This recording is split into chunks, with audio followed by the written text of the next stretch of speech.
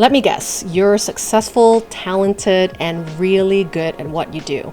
But lately, you've been wondering if there has to be a better way. Now, all the business advice that tells you to scale bigger, move faster, be everywhere, and do everything for your business. And if you're anything like me and my clients, you're probably starting to question if successful has to mean exhausted. So here's the truth. Working harder isn't the answer anymore. So today I'm going to show you what actually works instead and how to create impact and income without sacrificing your life to do it. And be sure to wait till the very end because I'm going to give you a beautiful giveaway, how to work smarter, not harder audit that's going to change the way you do business forever. So we have heard it all before, to hustle harder, rise and grind, and to sleep when we're dead.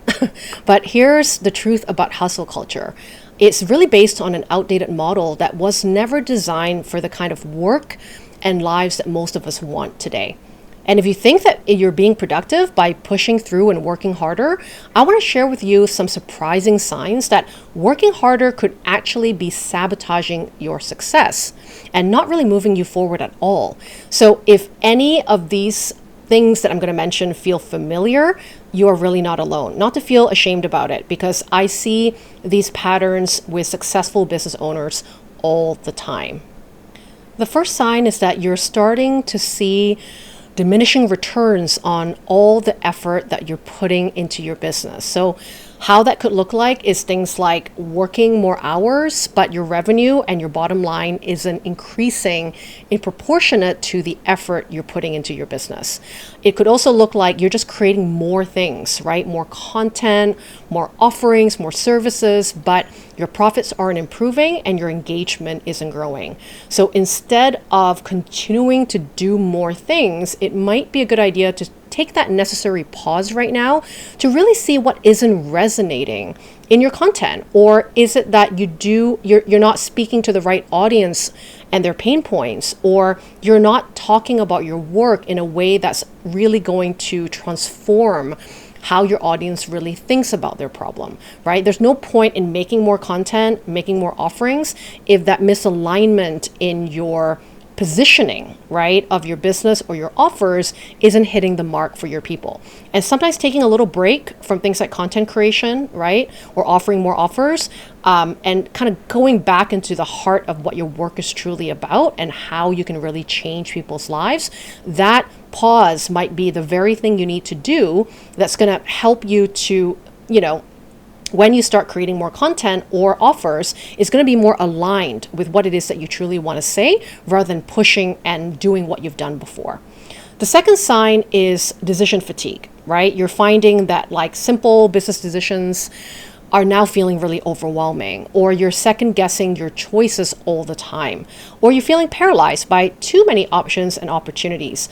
And that likely is a sign that you are taking on too much in your daily choices for your business. I'm a minimalist gal, right? And sometimes I too forget about creating more minimalism decisions that can help make my business forward. I do that perfectly in my personal life, but for some reason in business, that old like working harder mentality for me, right? Probably given to me by my immigrant parents, right? To always do more, to achieve more. I can fall into that trap a lot, to do more, to have more, right? But why you're having decision fatigue is very likely due to the fact that you're making too many choices in your business instead of focusing on one or two things in a really deep dive way so that you can really see results from those choices, and making sure, again, those choices are aligned with who you are and what you want your business to represent, and not just taking on all the tactics and strategies you're learning on Instagram or from any guru, right, that is online. The third sign is you're finding the quality of your work and just the quality in general of how you do things in your business kind of dropping. So that might look like you're making kind of careless mistakes you normally wouldn't do. I know that during my burnout year, I was constantly missing calls with my clients. I was constantly, forgetting to do something that's on my schedule because I had too much going on. Or it could also look like your client work, like things that you do day to day with your clients when with the clients you're working with now, are taking longer than it should, right? And your creativity It's also feeling forced instead of like that flow feeling we want to have in a good business. And when your quality is dropping like that, right, where things take longer than it should when you do your day-to-day work with your business or with your client work, what that can tell you is that you might be missing some systems.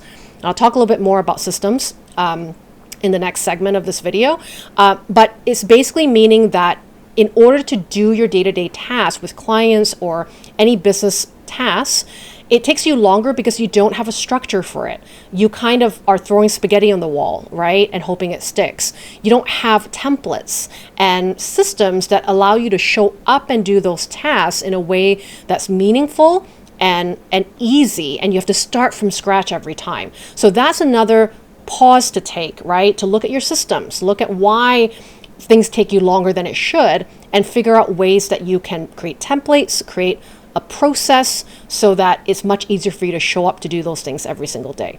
And finally, the fourth sign is just feeling a loss of purpose, which is so hard because, in order to feel motivated, in order to feel enthusiastic about our business, we need to have a sense of purpose about why are we doing all this, right? What is all this for? And maybe you're starting to feel like you can't remember why you even started your business, or success even feels a little empty when you are hitting some of those goals, and you're really losing sight of like the freedom that you were seeking for in the first place of starting this business. And now that's okay, because sometimes we reach these different developmental tasks in our business to wake us up to go, okay, something's gone misaligned, right? So none of these signs should be like, oh, this is over for you. It's actually just little triggers to help you remember that something's gone a little misaligned for you. How do we get you back on track to regain that sense of purpose, what you want to do in your business, right? That's going to be fulfilling, that's going to be in alignment with who you are. And even if you have to kind of burn it down and start over again in a sense of like, let's throw away the tactics we thought were going to work and come back to a clean slate, right? A blank canvas on how would I do this differently if I would do things that feel good to me right now. It's a great opportunity to kind of regain that purpose, reinvent that vision for yourself so that your business suits the way, right, you want to run it. There are alternative approaches to working smarter and not harder. Because after my burnout, I too had to completely reimagine how I worked.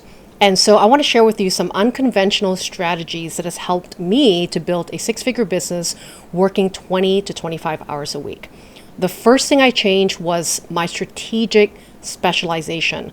Now, before my burnout, I was probably launching 5 to 8 times a year and just having no time to actually work on my business or work deeper in my business because I was so busy marketing and launching and selling so many things every year. So I switched from focusing, right, on all these varieties of offers to one core framework and offer.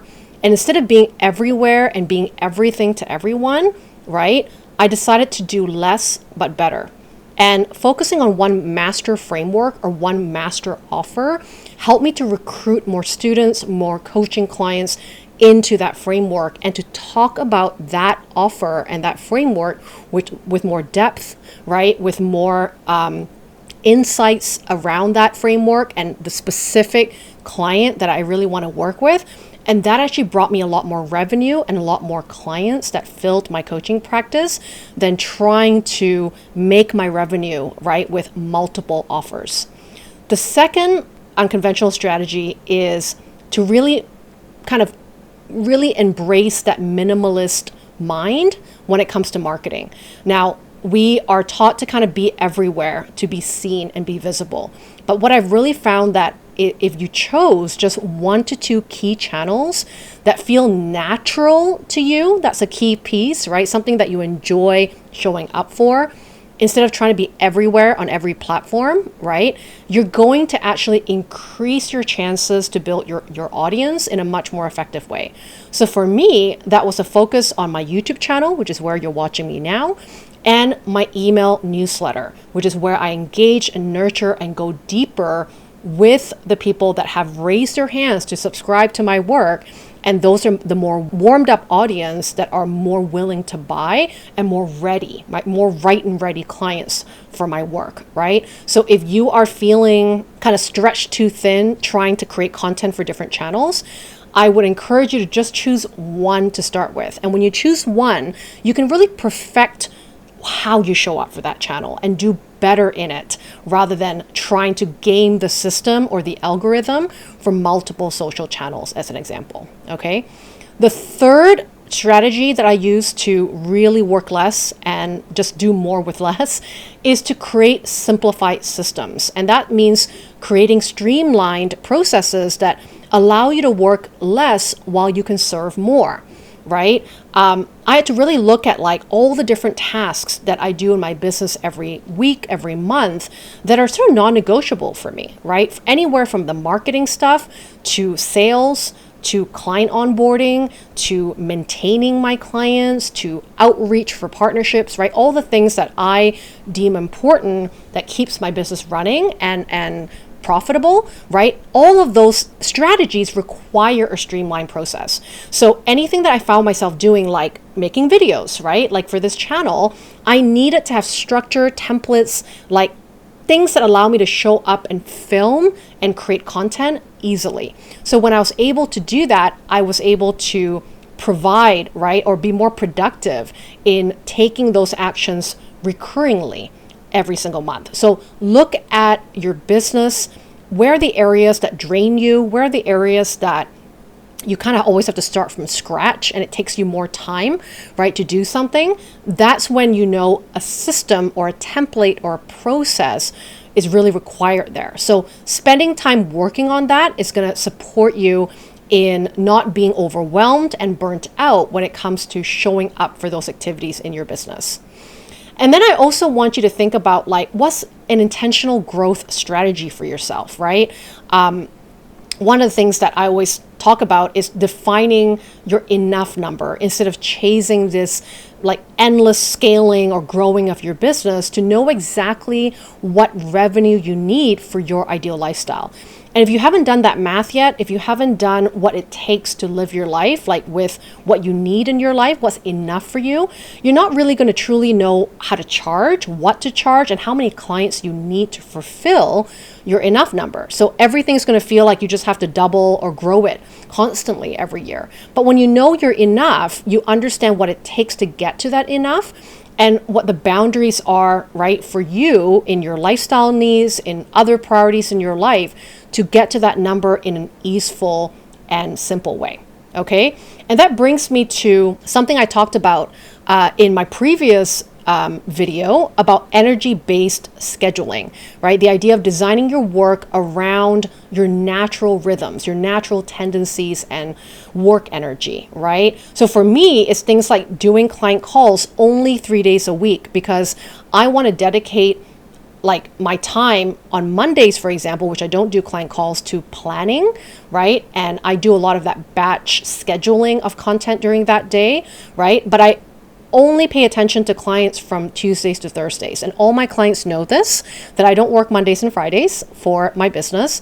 I will only be available during those days. So having those boundaries will support you in not being on call for your clients all the time, 24/7. And I think clients will also appreciate that and learn from you, right? That boundaries are important for our well-being when it comes to business owners, okay?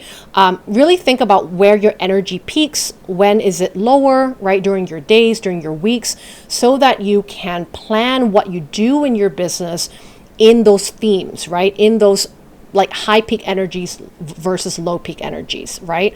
So I recommend going back to the video I filmed before this one, which is how to plan your year without sacrificing your life. I'm going to put the link in the descriptions and on the cards above so that you can watch that video and start to plan your schedule according to your energy. And don't forget to also design recovery into your schedule, right? One of the things that really helped me to not burn out after that 2015 kerfuffle burnout year was to build in strategic rest periods, right? Like what I said, having Mondays and Fridays flexible for planning or having a long weekend. I also rarely work afternoons. Sometimes I do if I have like European clients that need certain slots, right, for my time zone. But most of the time, I only work mornings and I have afternoons off for other things that I want to do for my life. And that's what's helped me to have those boundaries in my schedule, to work a 20 to 25 hour week and still be able to be super productive in my business. Okay, now I want to help you to turn these insights you've learned in this video into real action. So I'm going to share the exact framework I use with my clients to help them work smarter and not harder. And it's going to start with a simple audit of where your energy is actually going. So if you download my Work Smarter, Not Harder audit worksheet, it's completely free. You'll find it below the description of this video and or the cards above. And it's going to help you to identify what is your biggest energy drains. Like what is the thing that takes up a lot of your time and leaves you feeling like, ugh, every time the end of the day rolls around, right? We're going to start to map your natural energy rhythms to know your peak performance times.